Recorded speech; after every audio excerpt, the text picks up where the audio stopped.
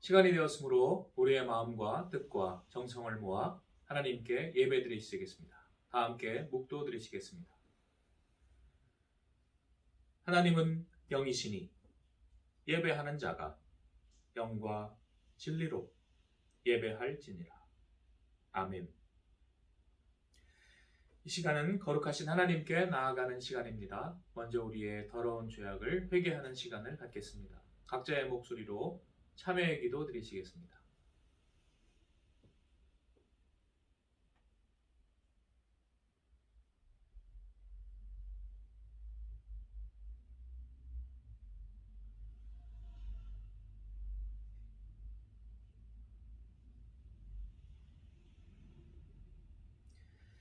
여호와께서 말씀하시되 오라 우리가 서로 변론하자. 너희의 죄가 주홍 같을지라도 눈과 같이 휘어질 것이요 진홍같이 붉을지라도 양털같이 희게 되리라.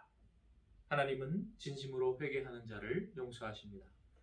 다 함께 사도신경으로 우리의 신앙을 고백하시겠습니다. 나는 전능하신 아버지 하나님, 천지의 창조주를 믿습니다. 나는 그의 유일하신 아들, 우리 주 예수 그리스도를 믿습니다. 그는 성령으로 잉태되어 동정녀 마리아에게서 나시고 본디오 빌라도에게 고난을 받아 십자가에 못 박혀 죽으시고 장사된 지 사흘 만에 죽은 자 가운데서 다시 살아나셨으며 하늘에 오르시어 전능하신 아버지 하나님 우편에 앉아 계시다가 거기로부터 살아있는 자와 죽은 자를 심판하러 오십니다. 나는 성령을 믿으며 거룩한 공교회와 성도의 교제와 죄를 용서받는 것과 몸의 부활과 영생을 믿습니다. 아멘. 다 함께 찬송 5장 부르시겠습니다.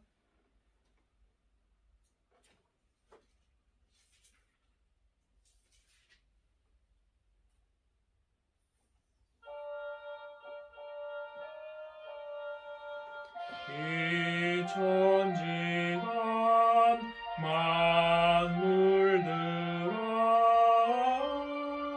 복 주시는 주여와 전능성부 성자 성령 찬송하고 찬송하세.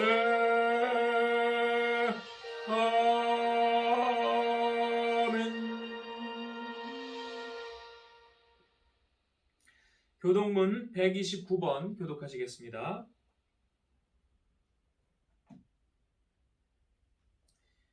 교동문 129번입니다. 다 찾으신 줄 알고 교독하시겠습니다. 시온의 따라 크게 기뻐할지어다. 보라 내 왕이 내게 임하시나니 그는 공의로우시며 구원을 베푸시며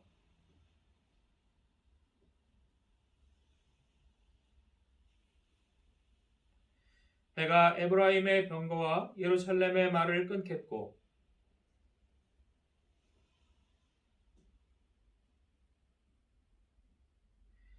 그의 통치는 바다에서 바다까지 이르고 앞에서 가고 뒤에서 따르는 무리가 소리 높여 이르되 주의 이름으로 오시는 이여 가장 높은 곳에서 호산나 하더라. 아멘. 찬송 139장 부르시겠습니다.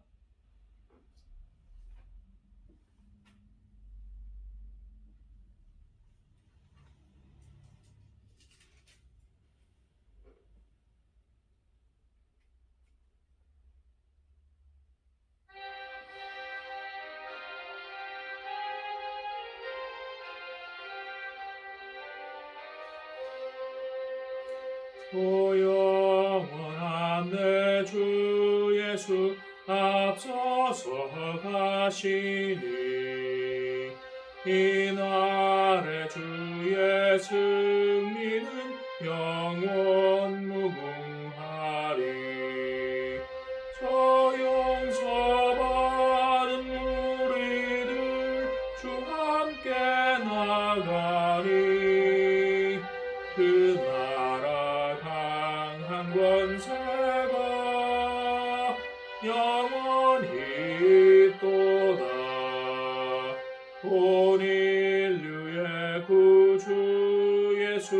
앞서서 가시니 주 뜻을 따라 우리도 십자가 지리라.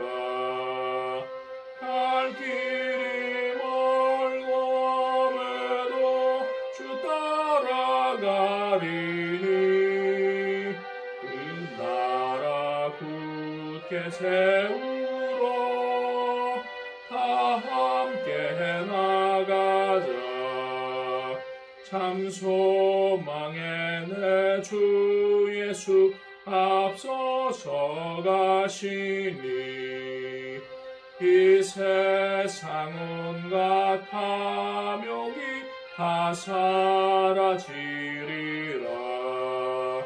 온 인간 세상 어디나 주 뜻을 이루니 참 사랑과 참 평화에 종소리 울린다.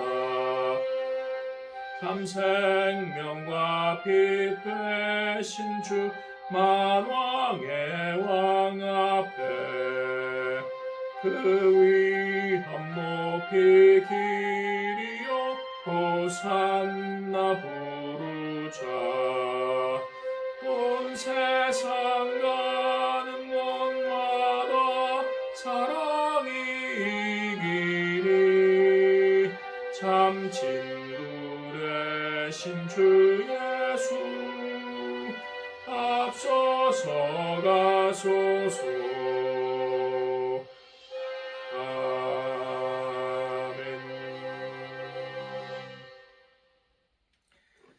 이 시간 최인선 집사님 기도하시고 최지영 집사님 구약의 말씀, 김은정 집사님 서신서 말씀 봉독하시고 김성진 안수 집사님 특송하시고 최금순 집사님 봉헌 찬송 하시겠습니다. 먼저 최인선 집사님 기도해 주시겠습니다.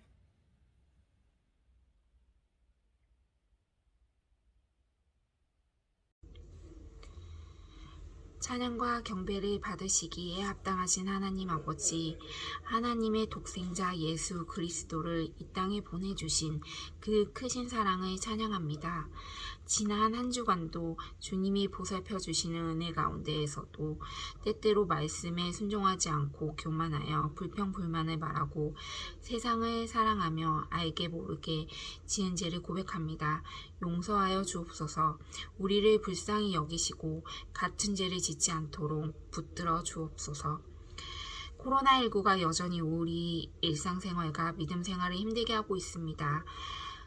백신 접종이 진행되고 있는데 이상 반응이나 사망 같은 부작용 등이 없게 하여 주시고 접종이 순조롭게 진행되어서 집단 면역이 좀 더 빨리 형성되도록 도와주소서. 더 이상 코로나19로 인해 우리의 일상생활이나 신앙생활을 방해받는 일이 없도록 하나님이 역사하여 주소서. 고난주간 경건과 기도와 묵상으로 십자가의 의미를 되새기며 주님이 가신 십자가의 길, 우리 또 그 고난에 동참하는 시간이 되게 하여 주소서. 이 시간 저희의 돌같은 마음을 녹여주셔서 생명의 말씀이 잘 심겨지게 하시고 주님이 주시는 참된 평안과 기쁨이 충만한 시간이 되게 하여 주옵소서. 온 세상의 아픔을 치료해 주시는 예수 그리스도의 이름으로 기도합니다. 아멘. 구약의 말씀 스가랴 9장 9절 말씀 봉독하겠습니다. 시온에 따라 크게 기뻐할지어다. 예루살렘에 따라 즐거이 부를지어다. 보라, 내 왕이 내게 임하시나니 그는 공의로우시며 구원을 베푸시며 겸손하여서 나귀를 타시나니 나귀의 작은 것 곧 나귀 새끼니라. 아멘.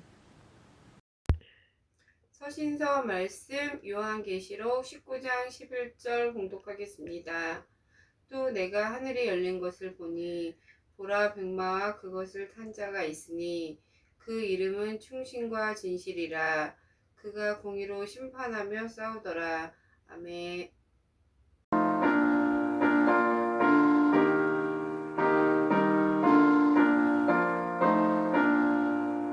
십자가 문병 들어주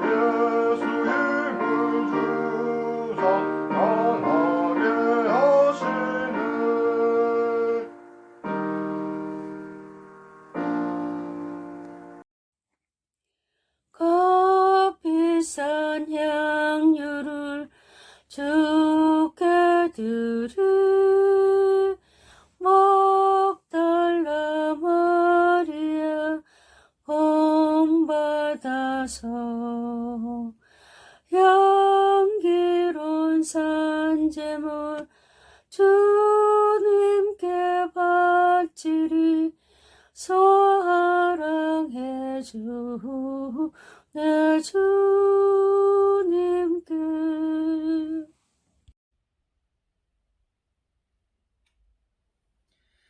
함께 나누실 하나님의 말씀은 요한복음 12장 12절 13절입니다.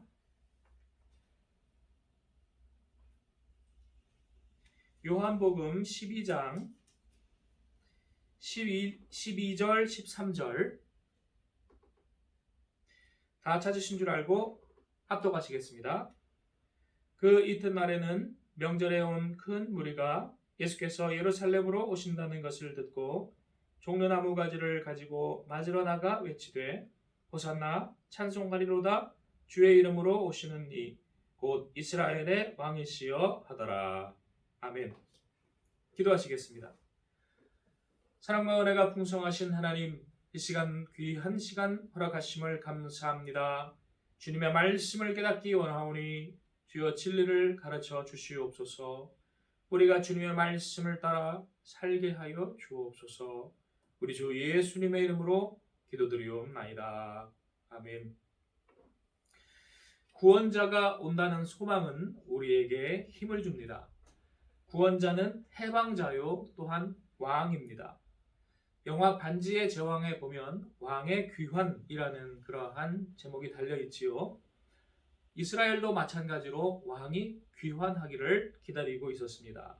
그는 타락하고 부패하여 심판받고 그리고 무너진 예루살렘을 이스라엘을 다시 일으키실 왕으로 기다려졌습니다. 예수님께서는 종려주일에 그러한 왕으로서 열렬히 환영받으며 예루살렘 성에 입성하셨습니다. 입성 후의 일주일은 성경의 하이라이트입니다. 온 성경은 굉장히 큰 시간대를 다루고 있는데 그 중에 초점은 신약 성경이고 그 중에 복음서가 되겠습니다. 복음서는 예수님의 생애에 초점을 맞췄습니다. 예수님의 33년, 그것이 성경의 초점이 됩니다.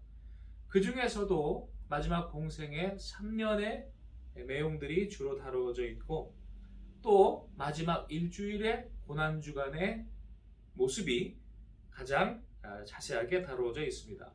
요한복음은 오늘 보신 12장을 전후로 하여서 나머지 절반은 마지막 일주일 고난주간에 할애하고 있습니다. 예수님의 입성의 의미를 잘 이해하기 위해서는 우리가 그 배경이 되는 스가랴서를 고찰하는 것이 필요합니다. 오늘 말씀 뒤에 보면 15절에 시온 딸아 두려워하지 말라 보라 너의 왕이 나귀 새끼를 타고 오신다 함과 같더라 라는 말씀이 스가랴 말씀에서 인용을 하고 있습니다. 잊혀진다는 것은 슬픈 일입니다. 특히 고생하며 어려울 때 잊혀진다는 것은 절망적인 일입니다. 여러분이 굉장히 힘든 상황에 있는데 주위 사람들에게 잊혀졌다고 생각해 보십시오. 얼마나 그 고통이 크겠습니까? 그러므로 잊지 않는 것은 대단히 중요합니다. 하나님은 우리를 잊지 않으십니다. 스가랴라는 그 말의 뜻이 하나님은 잊지 않으신다, 기억하신다라는 뜻입니다. 스가르가 자카르에서 나왔습니다. 기억한다라는 말입니다. 랴는 여호와의 라는 뜻이지요. 여호와는 기억하신다. 이사야 49장 15절 아주 유명한 말씀이 있습니다. 여인이 어찌 그 젖 먹는 자식을 잊겠으며 자기 태에서 난 아들을 긍휼히 여기지 않겠느냐.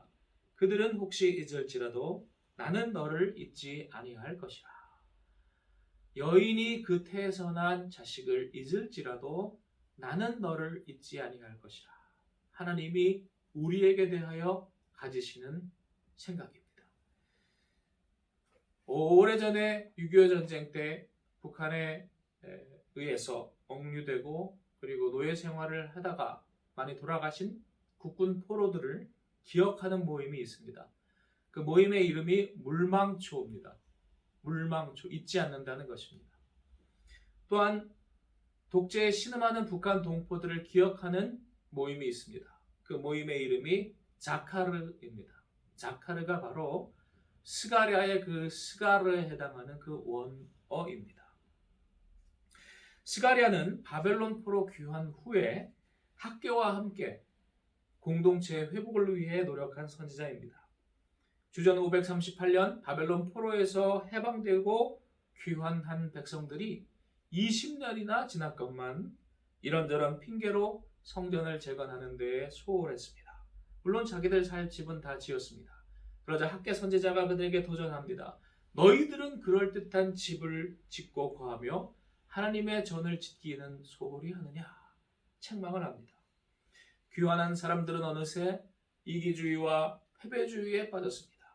이스라엘의 영광은 지나갔다라고 한탄하며 주변에 조금만 협박과 도발이 있어도 그들 스스로 주눅들고 그리고 포기하기 일쑤였습니다. 20년간 성전 재건이 지연됐습니다. 이러한 사람들을 학교와 스가랴는 한편으로는 책망하며 또 한편으로는 소망을 심어주었습니다. 참 영광을 우리가 볼 것이다. 그것을 위해 성전을 건축하자. 성전을 건축할 때 떠나갔던 영광이 돌아올 것이다. 라고 그들은 선포했습니다. 페르시아의 다리우스 왕 2년째 되는 주전 520년에 스가랴는 8개의 환상을 보게 됩니다. 이것이 스가랴 전반부에 기록된 내용들입니다. 그 내용은 하나님의 심판과 또한 그것의 회복과 성전을 다시 지으실 것, 그리고 하나님이 보호하실 것에 대한 내용들이었습니다. 첫 번째 심판에 대한 환상입니다. 날아다니는 두루마리를 봅니다. 두루마리는 토라 말씀인데 거기에 보면 이런 죄를 범하면 이러한 형벌을 받을 것이다 라는 법조문처럼 쭉 있지요. 그 법조문의 앞뒤를 그들이 다 어겼습니다. 그러므로 그 두루마리가 온 땅에 날아다니며 너희는 이것을 어겼다. 그러므로 이러한 벌을 받는다라고 그들에게 저주처럼 임했습니다. 그 두루마리가 폭이 9m 또한 4.5m가 되는 큰 양탄자처럼 하늘을 날아다녔습니다. 거기에는 도둑과 사기꾼들에 대한 저주가 있었습니다. 거짓말에 대한 저주, 이것이 가장 큽니다. 두 번째는 광주리 에바 속의 여인에 대한 환상을 봅니다. 광주리 에바라는 것은 당시의 측량 저울의 추로도 사용되었던 것입니다. 그런데 그 안에 둥근 납덩어리가 나왔습니다. 무엇입니까? 저울을 속인다는 뜻입니다. 그 안에 여인이 있었는데 그 여인의 이름은 사악함이었습니다. 사람들이 부당하고 사악해서 서로 거래하는데 속고 속입니다. 그래서 하나님께서 그들을 심판하셔서 신할 땅 바벨론으로 포로로 끌려가게 하십니다. 그 다음 그들이 70년 때가 되니 하나님께서 그들을 긍휼히 여기시고 그들을 돌이키시는데 대제사장 여호수아를 다시 새롭게 하십니다. 사탄이 그 오른쪽에서 대제사장 여호수아에 대해서 대적하는 말을 여러 가지를 하고 있었습니다. 그때 하나님께서 사탄을 책망하시며 이는 불에서 꺼낸 그슬린 나무이니라 라고 말씀하고 있습니다. 불에서 꺼내보니까 그슬렸어요. 겉은 새카맣게 타 보입니다. 그러나 그 속에는 다시 소망이 있습니다. 불시련을 경험한 이스라엘, 하나님은 그 여호수아를 다시 새롭게 하시는데 그가 입은 더러운 옷을 깨끗한 옷으로 바꿔주십니다. 이스라엘의 죄를 제해 주신다는 뜻입니다. 그러면서 그 이름을 싹이라고 합니다. 새싹. 내 종 싹을 나게 할 것이다 라고 하십니다. 그리고 여호수아 앞에 한 돌을 세우시는데 그 돌에 눈이 7개가 있었습니다. 온 땅을 두루 감찰하시는 하나님의 눈이라는 뜻입니다. 그 다음에 순금으로 된 등잔대가 나옵니다. 그곳에 7개의 등잔이 빛을 발하고 있었습니다. 이스라엘의 메노라, 촛대지요. 그 7 등잔은 온 땅을 밝히 보시는 하나님의 눈을 상징합니다. 하나님은 우리를 보시고 하나님은 언제나 잊지 않으신다는 말씀입니다. 그리고 그 등잔대 옆에 감람나무, 올리브나무 두 그루가 서 있는데 그 나무에서 계속 기름이 등잔대로 공급이 되어서 그 빛이 꺼지지 않습니다. 그 두 감람나무는 무엇이냐? 스룹바벨 총독과 여호수아 대제사장, 하나님이 쓰시는 사람들이라는 말씀을 합니다. 그들이 싹이요. 그들이 성전의 기초를 쌓고 그리고 사명을 감당할 것이다 라고 말씀하고 있습니다. 그 다음 스가랴는 전차가 4개가 나오는 그러한 환상을 봅니다.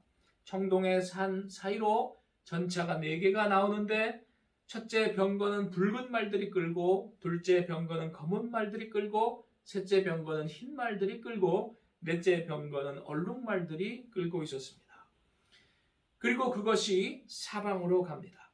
이것은 하늘의 네 바람을 상징합니다. 사방으로 흩어져서 그들이 하나님의 백성들을 보호한다고 하십니다. 그 다음에 성전의 회복에 대한 환상이 나옵니다. 4개의 뿔이 갑자기 보입니다. 그 4개의 뿔은 이스라엘을 사방으로 흩어뜨렸던 그러한 주변 나라들을 상징합니다. 그들이 뿔로 들이받아서 이스라엘을 멀리 쫓아보낸 것입니다. 그 다음에 4명의 대장장이들이 나오더니 이 뿔들을 꺾어버립니다. 이들은 누구입니까? 주변에 괴롭혔던 그 나라들을 다시 꺾어버리는 그러한 일을 감당하는 사람들입니다. 그 다음 화석류 나무 아래 붉은 말을 탄 한 사람이 나오고 그 뒤로 붉은 말과 자줏빛 말과 흰 말이 나옵니다. 이들은 하나님께서 온 땅에 두루 다니라고 보내신 사람들이었습니다. 그들이 두루 다니고 하나님이 그들을 불쌍히 여기시고 주의 집을 지으실 것이다 라고 전합니다. 하나님의 성전이 지어질 것이 선포가 되고 측량줄을 가진 사람이 나옵니다. 그러더니 그 사람이 예루살렘을 측량을 합니다. 무너져 내린 그 성전을 다시 이리 재고 저리 재더니 성전을 지을 준비를 하는 것입니다. 그러면서 하나님께서 그들에게 말씀하십니다. 이제 내가 성전을 짓고 내가 너희의 보호벽이 되어줄 것이며 내가 너희의 영광이 되어줄 것이다. 떠나갔던 영광이 다시 돌아올 것을 약속하고 계십니다. 이러한 환상 후에 여호수아가 대관식을 하는 그러한 모습이 보입니다.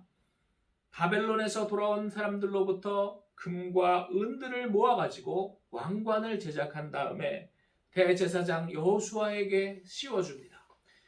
위엄이라는 것으로 옷 입고 그리고 보좌에 올라가 다스립니다. 그는 참 지도자, 참 목자라고 불립니다.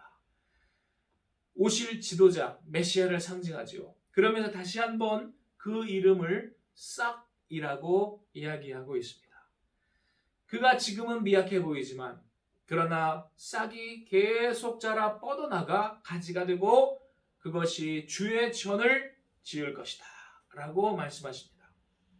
그리고 바로 이어서 그가 예루살렘 성에 들어오시는데 나귀 타고 들어오시리라. 오늘 보신 15절 말씀에 기록된 그 말씀이 스가랴 9장 9절에 나와 있습니다. 그는 평화와 겸손의 지도자이시다. 처음에는 새싹처럼 미약하지만 나중에는 심히 창대해질 분이시다. 그가 사람들을 마치 목자가 양떼를 다루는 것처럼 막대기와 지팡이로 인도하시는데 은총과 연합이라는 막대기와 지팡이로 양떼들을 돌봅니다. 그런데 양떼들이 그 목자를 싫어합니다. 그러자 그 목자가 은총이라는 막대기를 부러뜨려 버립니다. 그러면서 백성들에게 목자의 품삯을 지불하라고 하니 백성들이 은 30을 지불합니다. 스가랴 11장 12절에 기록된 은 30은 무엇을 의미하는지 여러분들은 아시지요? 그리고 스가랴는 그 은 30을 받아서 성전에서 토기장이에게 던져버린다고 되어 있습니다. 하나님을 거역한 유다가 나중에 은 30을 그 판값을 성전에서 던져버리고 토기장이의 밭에 가서 목매달아 죽은 것처럼 그 유다의 예루살렘이 메시아를 반역했을 때, 거절했을 때 그들이 받을 그러한 대가를 상징합니다. 그 다음 목자는 은총의 막대기에 이어서 연합이라는 막대기를 부러뜨려 버립니다. 연합이 부러뜨려지니까 없어지니까 분열과 다툼이 일어납니다. 그리고 나서 곧 목자를 버린 백성들은 후회하게 됩니다. 괜히 그랬구나. 그리하여 그들이 스가랴 12장 10절에 그들이 찌른 자를 보고 애통해할 것이다 라고 말씀합니다. 바로 그 말씀을 요한복음 19장 34, 37절에 인용하고 있습니다. 하나님께서는 그들이 애통해할 때에 구원자를 보내시는데 그 구원자가 예루살렘 동쪽 감람산에 딱 섭니다. 그랬더니 지진이 일어나고 땅이 갈라집니다. 그리고 그 갈라진 길이 피할 길이 됩니다. 만세 반석 열린 그 길이 성도의 피할 길이 됩니다. 마태복음 28장 2절에 보면 예수께서 부활하실 때 지진이 일어났다고 되어 있죠. 큰 지진이 나며 그리고 죽었던 성도들이 다시 일어나고 그런 이야기들이 있습니다. 우리에게 피할 길이 생겼다는 것입니다. 죽은 자에게 살 길이 생겼다는 것입니다. 그리고 나서 스가랴 14장은 빛이 생기고 생수의 강이 생긴다라고 말하고 있습니다. 사막의 죽은 바다에 생명이 흐르게 됩니다. 여기서 이 여호수아 제사장은 누구입니까? 여호수아는 예수를 상징하지요. 예수님의 영광의 입성이 바로 스가랴에 기록된 이 예언의 말씀의 성취입니다. 그때 예수님은 영광스럽게 입성하셨고 또한 그 사역을 감당하셨습니다. 그런데 그 영광은 보는 사람에 따라서 영광일 수도 있고 아닐 수도 있습니다. 어떤 사람에게는 그 낮아짐이 영광이요, 어떤 사람에게는 그것은 수치로 보일 수 있습니다. 하늘에 미리 썩는 것이 그 희생을 가치를 깨닫는 사람에게는 영광이요, 그렇지 않은 사람에게는 어리석은 짓입니다. 그러므로 유대인에게나 헬라인에게는 이 복음이 거치는 것과 어리석은 것이 되는 것입니다. 하나 되는 것이 그 가치를 깨달은 사람에게는 영광이요, 그렇지 않은 사람에게는 쓸데없는 것입니다. 나 혼자 잘 먹고 잘 살면 되지 무슨 우리나라가 하나가 되고 사회가 하나가 되고 교회가 하나가 되는 게 무슨 소용이냐, 이렇게 이야기를 하겠죠. 그러나 하늘의 밀이 썩어질 때 그곳에 30배와 60배와 100배의 열매를 맺습니다. 오늘 보신 말씀 12장에는 헬라인들의 이야기들이 나옵니다. 20절에 명절에 예배하러 올라온 사람 헬라인들이라고 되어 있는데, 이들이 아마도 아까 읽으신 12절에 명절에 온 큰 무리라고 되어 있는데 그 명절에 온 사람들이 되겠지요. 수많은 사람들이 그 명절에 성지순례를 하러 예루살렘으로 오는데 막상 와보니까 자기들 같은 이방인 출신 유대교인들은 정통파라고 자처하는 예루살렘 토박이들에 의해서 무시당하고 소외당하고 그리고 성전도 들어갈 수도 없는 그러한 일들을 당했습니다. 그들이 고민하며 정말로 차별하지 아니하시는 평등을 주시는 하나님을 기다렸습니다. 그리고 예수 그리스도를 만났습니다. 주님이 그들에게 참 복음을 전하시고 그들과 하나가 되시는 그러한 참 복음을 전하셨습니다. 겨자씨는 처음에는 작은 것이로되 그것이 자라면 큰 나무가 되어서 새들이 와서 깃들인다고 하였습니다. 사람들이 입성하시는 예수님께 종려나무 가지를 가지고 흔든다라고 13절에 기록되어 있습니다. 복음서 중에 유일하게 요한복음에만 나와 있는데요. 종려나무는 학명이 피닉스입니다. 피닉스는 불사조이지요. 왜 불사조냐면 이 종려나무가 타고 겨울이 되고 이렇게 할 때에는 이 죽은 것 같답니다.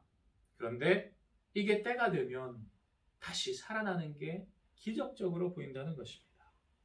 아까 스가랴 말씀에 뭐라고 되어 있습니까? 이 여호수아 제사장과 이스라엘 민족은 불에 그슬린 나무다. 사탄이 참수하고 대적하지만 죽은 것 같아 보이지만 그러나 그 가운데 하나님이 새 생명을 주십니다. 나사렛 예수 그리스도라고 할 때 나사렛은 넷제르인데 넷제르가 싹입니다. 새싹. 나사렛 예수는 새싹 예수 그리스도입니다.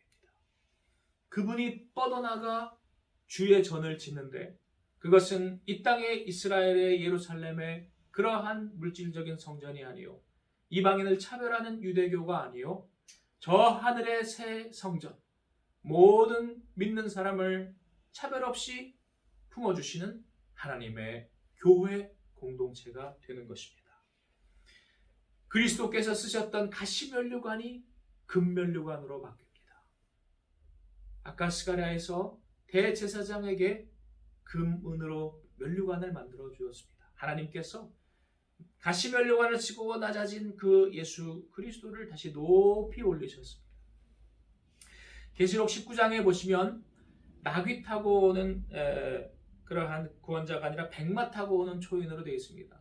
백마는 이제 싸울 때입니다. 나귀는 아까 예루살렘 자기 백성들에게 오니까 겸손과 평화의 왕이었고 이때 백마는 마귀와 싸우는 것입니다. 용과 뱀과 싸우는 그러한 전쟁의 이미지입니다. 백마 타고 오는 초인이 있는데 그의 이름은 만왕의 왕이요 만주의 주 그리고 하나님의 말씀 로고스라고 기록되어 있습니다.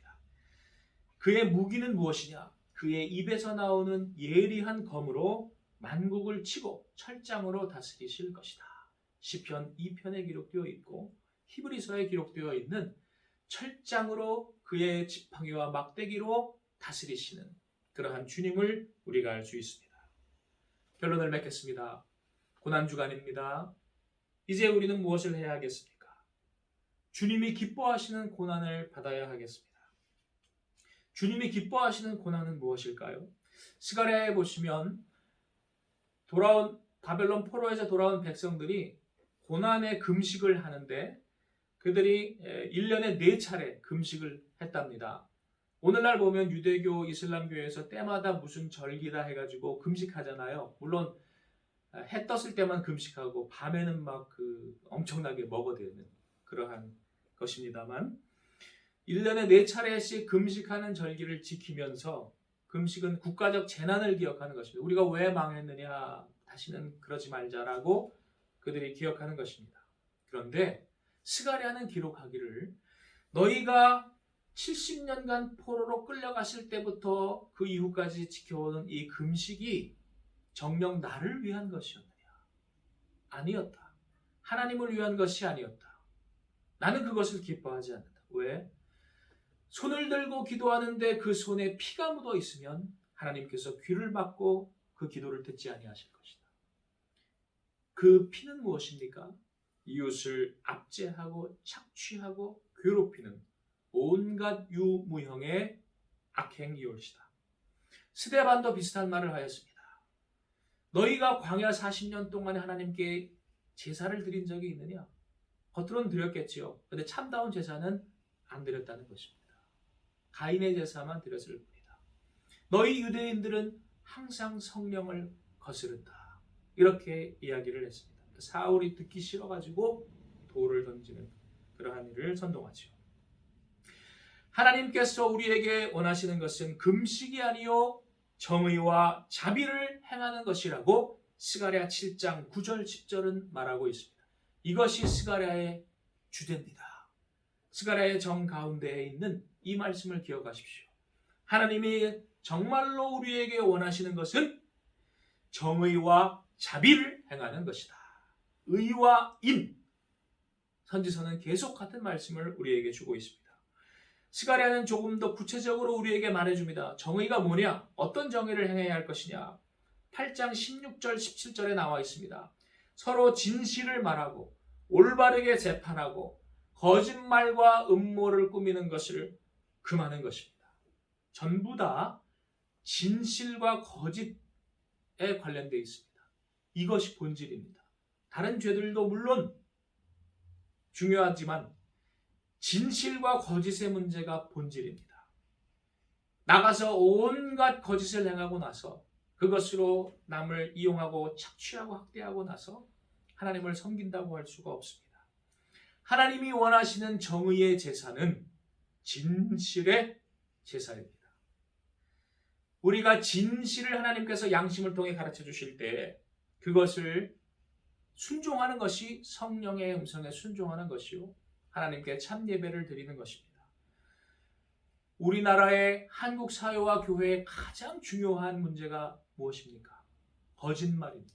거짓말입니다. 대한민국은 거짓말 세계 1등인 나라라고 많은 사람들이 말하고 있습니다. 겉으로는 너무 그럴듯하고 그리고 시끄러울 정도로 떠벌리는 자들이 많은데, 특히 정치인과 종교인들 거짓말, 위선, 역겨울 정도로 그들의 삶에 드러나 있습니다. 예수님 말씀하십니다. 그들의 말을 듣지 말고, 말은 다 옳은 말만 하니까 그들의 행실을 보라.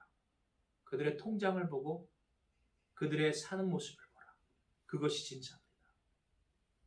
여러분, 한국 사회와 교회의 지도자들 어떻게 살고 있습니까? 온갖 나쁜 방법으로, 불의한 방법으로 재산을 모으고 호화 사치하며 살고 있습니까? 그들은 악인이올시다. 하나님은 그것을 버릴 것을 우리에게 명령하십니다. 이제 시작되는 고난주간, 우리가 받아야 할 고난은 금식이 아닙니다. 다른 어떠한 형식이 아닙니다. 진실의 고난이 올시다. 내 유익을 좀 포기하더라도 진실하게 사는 것, 거짓이 만연한 사회 속에서 손해보고 조금 놀림받더라도 진실하게 사는 것, 그것이 우리가 받아야 할 진정한 고난이 올시다. 다음으로 자비는 스가랴에서 약자를 압제하지 말 것이라고 말씀합니다. 억눌린 자를 해방하여 줄 것. 신학에서는 해방신학이라는 게 좀 나쁜 뜻으로 쓰였어요. 그 남미에서 이상하게 공산주의자들이 그거를 나쁘게 써가지고요. 공산주의자들이 그렇잖아요. 그런데 원래 해방이라는 말 자체는 너무나 좋은 것입니다. 자유주의 신학도 마찬가지예요. 우리나라에서는 좀 나쁘게 인식되어 있어요. 그러나 자유는 성경의 본질입니다. 억눌린 자를 위하여 우리가 조금 힘을 들여서 노력하여 그들을 기억하고 위하여 기도하고 전화하고 적극적으로 그들을 위해 봉사하는 것. 저 멀리 우리가 북한 동포까지 못 가더라도 우리 가까운 주위 사람들을 우리 기억하는 것.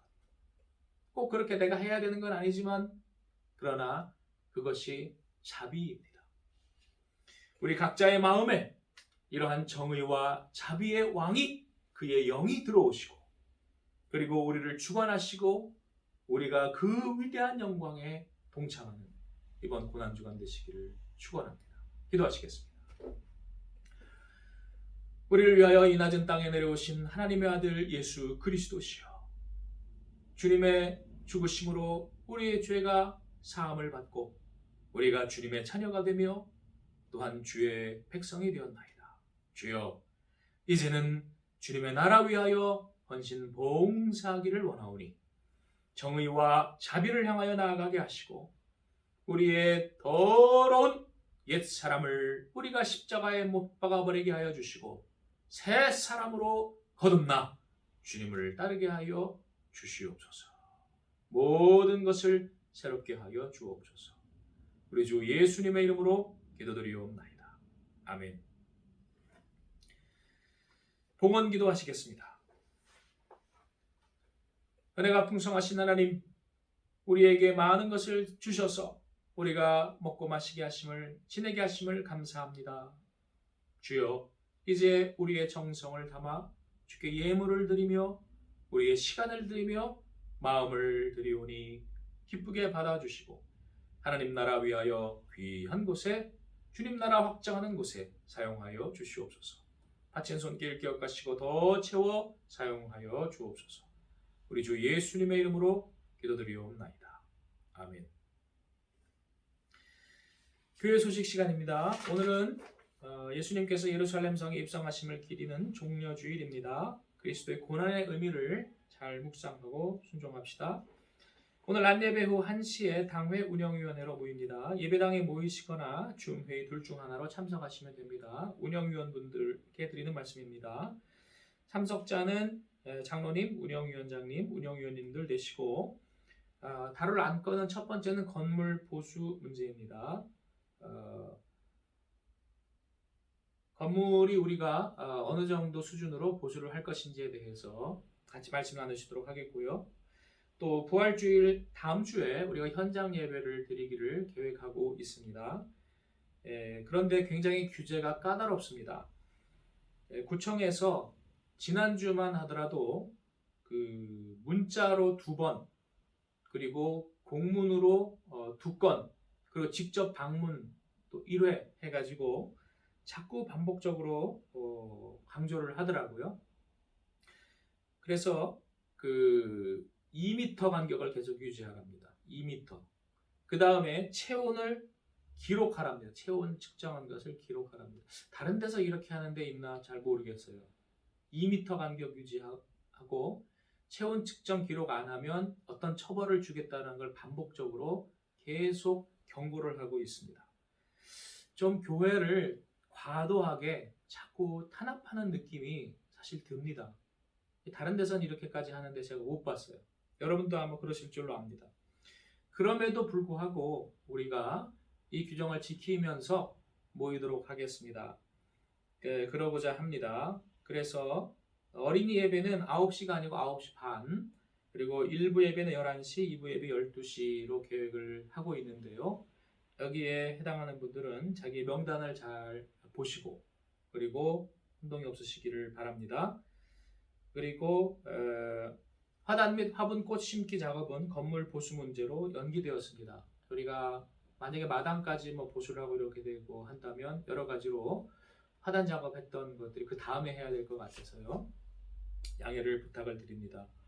이 안전을 위해서, 안전 최우선을 위해서 그렇습니다. 3월 생일자 박주영 어린이 축하는 부활절에 하도록 합니다. 또 한우들 어르신들 군 복무자들을 위해 기도합시다. 또 우리가 모르는 그러한 외국인들이지만 그러나 기도 부탁을 한 사람들을 위해서 여러분들이 또 기도해 주시기를 부탁을 드립니다. 찬송 141장 부르신 후에 축도로서 예배를 마치겠습니다.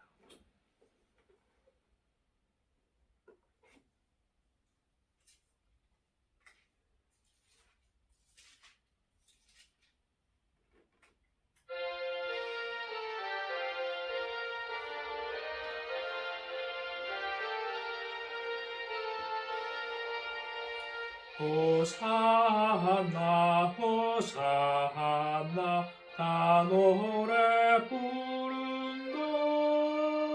수많은 아이들이 즐거운 노래로 그 품에 안으시고 복 주신 주님께 온몸과 마음 들여 주 찬양합니다. 저 감람산 길 따라 큰 물이 따르며 그 소랜 종려가지 흔들며 외친다.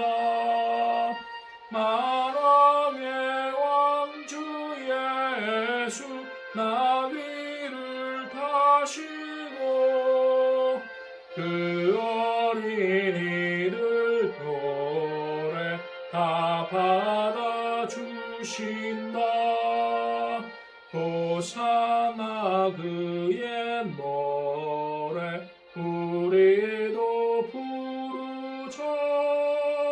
주 예수 우리 구주 우리의 전능왕 온몸과 마음 다해 목소리 높여서 영원히 기쁜 노래 주 앞에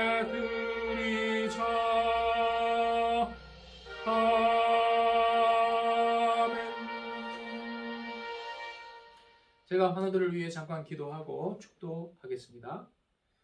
하나님, 주님께서는 모든 아픈 자들을 아시며 보시며 기억하시나이다.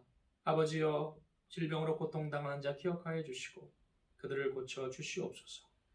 어르신들 기억하시고 하나님께서 그들을 강건케 사용하여 주옵소서. 토미 어린아이 신장이식 준비를 잘 할 수 있도록 도우시고 그 외엔 면역치료로 뇌종양 수술 또한 그 이후를 진행한다고 합니다.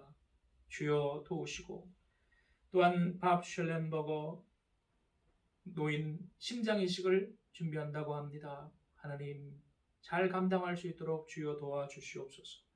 크고 작은 질병으로 고통당하는 자들을 주님께서 기억하시고 깨끗게 고쳐주시고 주님의 일을 하는 일꾼 삼아 주시옵소서. 우리 주 예수님의 이름으로 기도드리옵나이다. 아멘. 지금은 우리 주 예수 그리스도의 십자가의 은혜와 하나님 아버지의 극진하신 사랑과 성령님의 감화감동 역사하심이 오늘 예루살렘 성으로 들어오시고 또한 갈보리 언덕으로 가신 예수 그리스도의 뒤를 따라 십자가를 지고 가기를 결심한 우리 위에 함께 하시기를 축원하옵나이다. 아멘.